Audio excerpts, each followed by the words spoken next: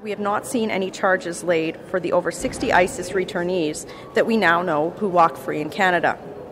This is why today Canada's Conservatives have put forward a motion to demand action from the Canadian government so that justice can finally be served.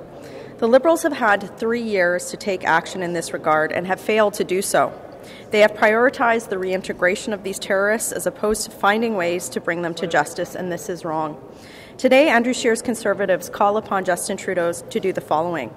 Focus first on bringing the perpetrators of genocide and terrorist acts to justice and ensure that courts have access to evidence gathered against suspected terrorists.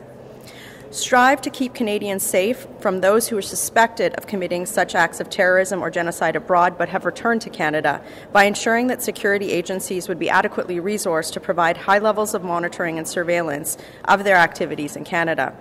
Encourage greater use of tools to place conditions on those suspected of terrorist or genocidal activities, such as peace bonds, which can include conditions such as wearing an electronic monitoring device, returning to and remaining at their place of residence at specified times, and controlling social media use. We don't do it often enough. We've asked in the House of Commons how many peace bonds have been issued in this, and they won't answer. And I suspect that amount is very, very slim. I'm thinking it's 1 or 2, if any.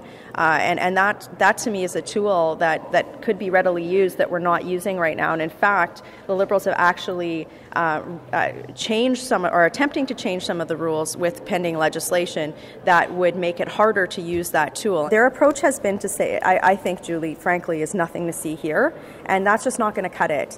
It takes time to put in place legislation and ensure that we have the tools in place to get these things right, and they've wasted 3 years. They know this is a problem, and now we see that bearing fruit with some of the reports that have been coming forward. So that's why we felt incumbent today to move this motion, because we shouldn't be waiting a year for a Conservative government to have to do this. The government needs to act now.